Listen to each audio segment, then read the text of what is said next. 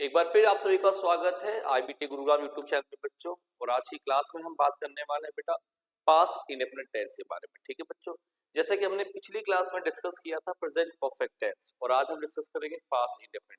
सबसे पहले वो बता दूं कि प्रेजेंट परफेक्ट टेंस और पास्ट इंडेफिनिट में बहुत छोटा सा बारीकी सा अंतर होता है बेटा, बहुत बारीकी सा अंतर का ध्यान देना। ठीक है भाई, आज की क्लास में हम बात करेंगे पास्ट इंडेफिनिट टेंस। क्या बच्चों? Past indefinite tense. ध्यान देना, बहुत बारीकी सा अंतर है इसमें, और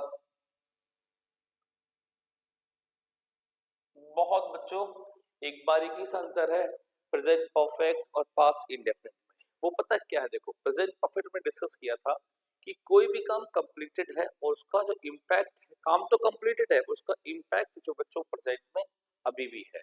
ठीक, हमने प्रेजेंट परफेक्ट में बच्चों क्या डिस्कस किया था कि कोई भी काम कंप्लीटेड है जो उसका इम्पैक्ट वो अभी भी हमारे प्रेजेंट में है, वो प्रेजेंट परफेक्ट हुआ।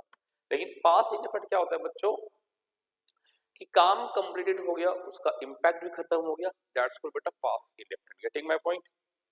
हाँ जी, इसी को हम ऐसे लिख सकते हैं इसमें, action has completed along with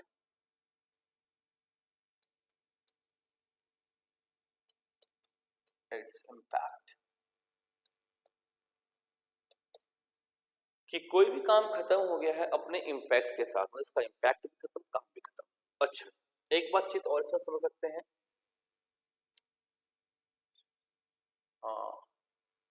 it shows the completion of any action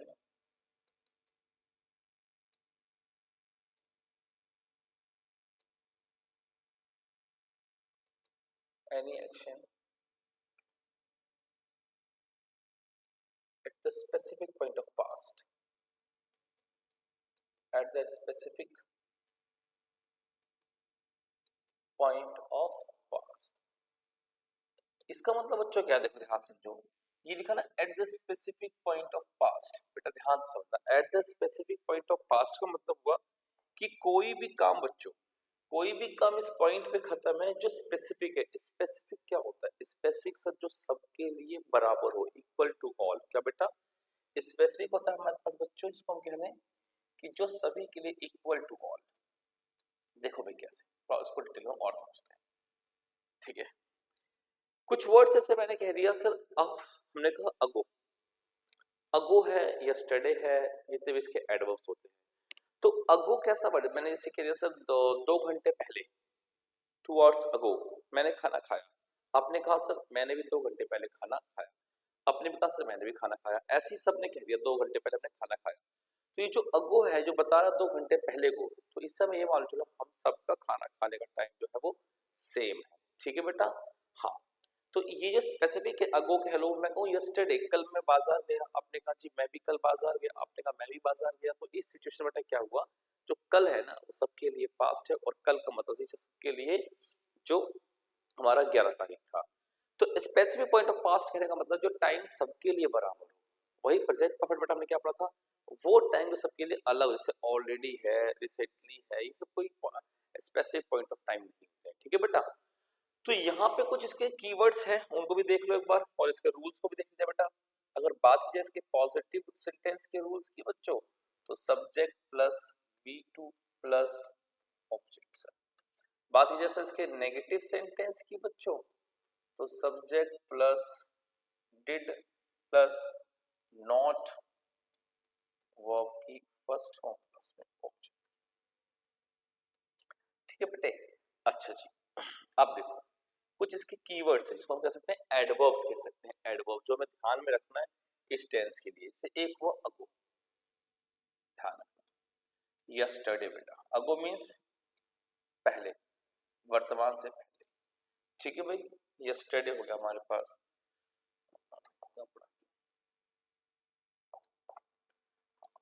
ago, yesterday, previous day. अच्छा, प्रीवियस डे कह लो या प्रीवियस मंथ कह लो या प्रीवियस ईयर कह लो, कोई इशू नहीं।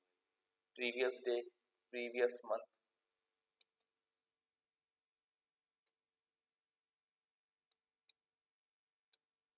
Previous year,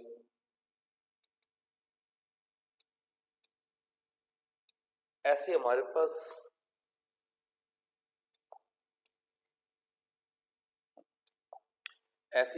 sir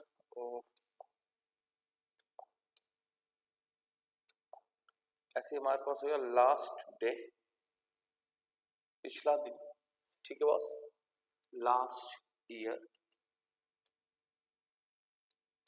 last month, ठीक है जी, लास्ट वीक,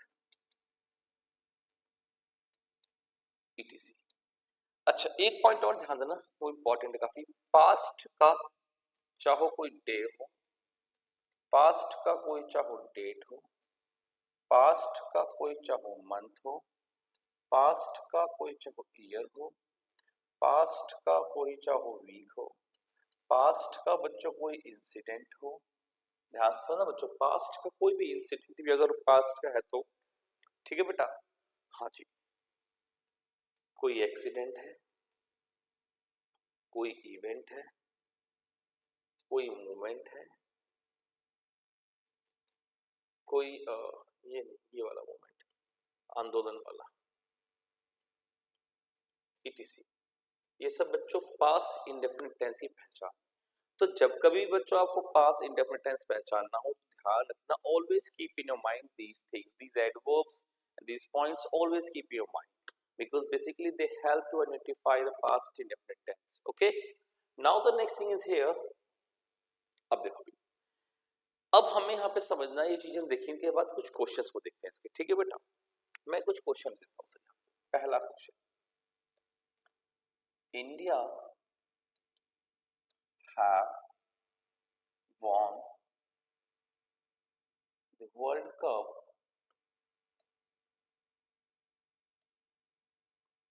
in 1983। ठीक। दूसरा,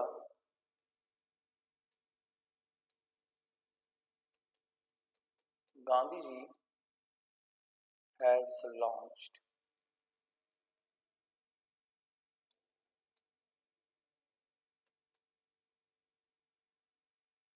सत्याग्रह in 1917। चलो भाई, ध्यान से देखना इन क्वेश्चंस को बच्चों। इन क्वेश्चंस में आपके अकॉर्डिंग कहां पे एरर है, बिल्कुल देखो कहां पे एरर आपको लग रहा है क्वेश्चंस में। बिल्कुल सही बेटा, ध्यान से देखो। बच्चे इसमें क्या करते हैं ना, इसको पढ़ते हैं फ्लो में कुछ भी पढ़ जाते हैं, लेकिन ध्यान से देखो बच्चों, समझ में आएगा 1983 ये अपने आप में क्या बच्चों, पास्ट का एक टाइम है, पास्ट ईयर है, हाँ या ना। ये क्या बच्चों, एक पास्ट ईयर है, बीतता हुआ। तो बच्चे अगर ये पास्ट का ईयर है तो हमें यहाँ पे वो क्या बच्चों बनाना चाहिए, इसे हटा देंगे और इसको सिर्फ बनाएंगे लॉन्च्ड। लॉन्च्ड वर्ब की सेकंड फॉर्म पास्ट इंडेफिनिट बेटा। ऐसे बच्चे हैव वॉन को हटा के सीधा लगाना पड़ेगा वॉन, वर्ब की सेकंड फॉर्म। तो माय डियर स्टूडेंट्स, ध्यान देना, ऑलवेज कीप इन माइंड कि जो ये टेंस है इसको पहचानना सबसे बड़ी इंपॉर्टेंट है, ठीक। हाँ, अब एक चीज और समझिएगा, इसके पीछे एक बड़ा प्यारा क्वेश्चन आपको देता हूँ, बहुत जबरदस्त क्वेश्चन, जिसमें ये एडवर्ब भी नहीं होगा। क्वेश्चन है,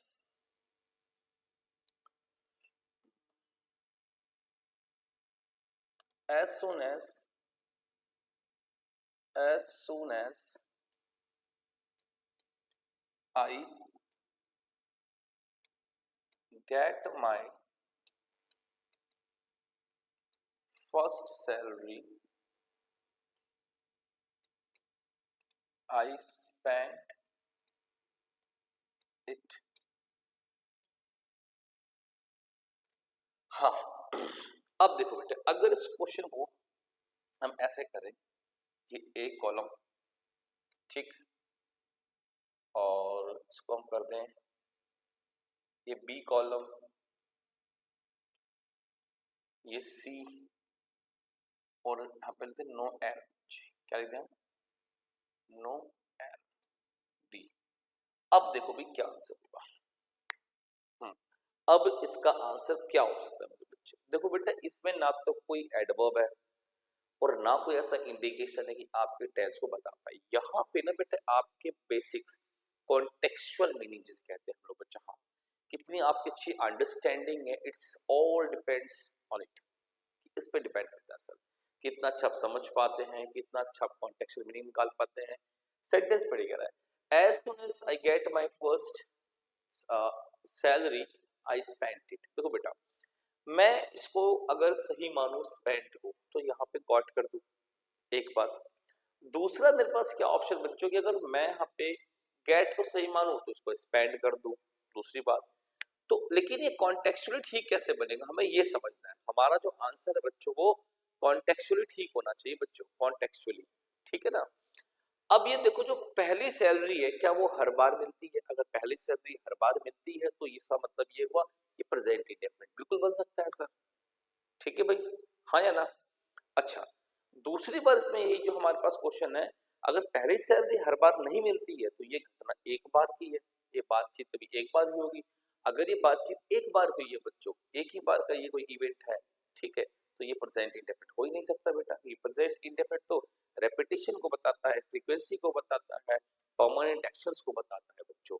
सो that's why my dear student, as we know that कि जो फर्स्ट सैलरी मिलने की कंडीशन है वो ये वन टाइम इवेंट है बच्चों। अगर ये वन टाइम इवेंट है तो गलती यहाँ पर है बेटा। कह रहा जैसे ही मुझे मेरी पहली सैलरी मिली मैंने खर्च कर दिया, ठीक है बेटा। तो ये जो क्वेश्चन था इसके पीछे यही लॉजिक था। एक्चुअली ना देखो, अभी जो आपने पढ़ा है प्रेजेंट परफेक्ट, पास्ट इंडेफिनिट, और अभी आप पढ़ेंगे पास्ट परफेक्ट पढ़ेंगे, ये जब तीनों एक साथ आएंगे, मिक्स होके आएंगे, मिसलिनियस में आएंगे, तब इनके क्वेश्चन बनेंगे वेटेज वाले। अभी क्या है कि अभी तो आप एड्रेस देख के पढ़ रहे हो कि आप पास्ट इंडेफिनिट पढ़ रहे हो तो करेक्शन पास्ट इंडेफिनिट लगा दोगे बेटा, लेकिन एग्जाम में थोड़ी ऐसे आएगा। Are you getting my point? ठीक है, तो आज की क्लास में इस पास्ट इंडेफिनिट सफर यहीं तक तय करेंगे। फिर मिलेंगे आपसे एक नई वीडियो में जिसमें डिस्कस करेंगे पास्ट परफेक्ट टेंस बेटा। वीडियो अगर आपको अच्छी लगी है, लाइक शेयर कमेंट, और चैनल में पहली बार आए सब्सक्राइब करना ना भूलिएगा। Thank you very much.